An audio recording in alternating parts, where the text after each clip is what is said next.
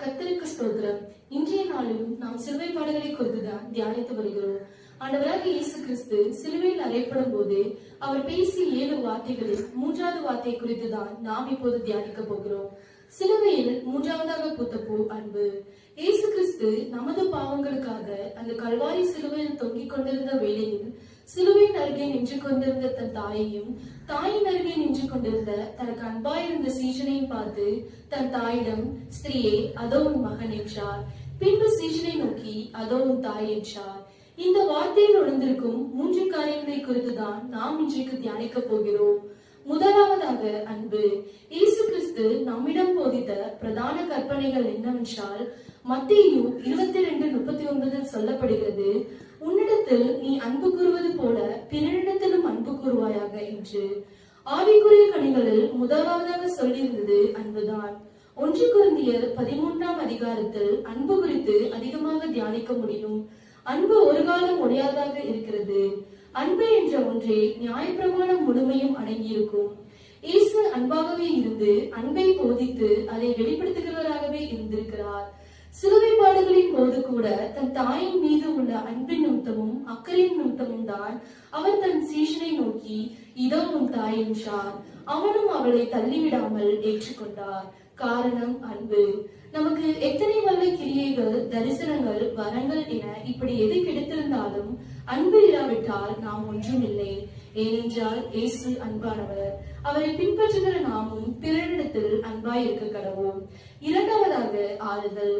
இயேசுவின் தாயாகிய மரியாளுக்கு இயேசுவால் தான் உலகத்திற்கு ரட்சிப்பு உண்டாகும் என்றும் அவருடைய ஜீவனை கொண்டுதான் எல்லோருக்கும் மீட்பு பெற முடியும் என்று அவர் முன்னமே அறிந்திருந்தாலும் இயேசுவின் மரணம் நிச்சயமாக அவள் உள்ளத்திற்கு துக்கமாக தான் இருந்திருக்கும். அது அவளுக்கு பெரிய இழப்பாக இருந்திருக்கிறது. தன்னுடைய மரணத்திற்கு பின் தன் தாய் ஆறுதலின்றி தவிப்பாள் என்பதை அறிந்துதான் இயேசு தனக்கு அன்பாயிருந்த சீஷனிடத்து தன் தாயை ஒப்படைத்தார். அவளுடைய இழப்பை யாராலும் ஆறுதல் படுத்திருக்க முடியாது. இயேசுவே மெய்யான ஆறுதல். இயேசுவால் மட்டும்தான் மெய்யான ஆறுதலை பெற்றுக்கொள்ள முடியும். இன்று நம்மில் எத்தனையோ பேர் ஆறுதல் இல்லாமல், ஆறுதல் படுத்த யாரும் இல்லாமல் தவிக்கிறோம். இயேசுவை நம்புங்கள், அவரிடம் கேளுங்கள். அவர் நம்மை ஆறுதல் படுத்துகிற தேவனாக நம்மோடு கூட வருவார். மூன்றாவதாக அவர் தன்னுடைய பெற்றோரை கனப்படுத்துகிறவராக காணப்படுகிறார். உன் தகப்பனையும் உன் தாயையும் கனப்படுத்துவாயாக என்ற கட்டளையின்படி அவர் நடந்து நமக்கு வெளிப்படுத்தியுள்ளார். சிலுவையில் மரணிக்கும் தருவாயிலும் தன் கற்பனைகளை கைக்கொள்ள தவறவில்லை என்பதை நம்மால் காண முடிகிறது. தனது தாயின் எதிர்காலத்தை குறித்து கவலைப்படுகிறவராக காணப்படுவது மட்டுமல்லாமல் அவளை முதுமையில் தள்ளிவிடாதபடிக்கும்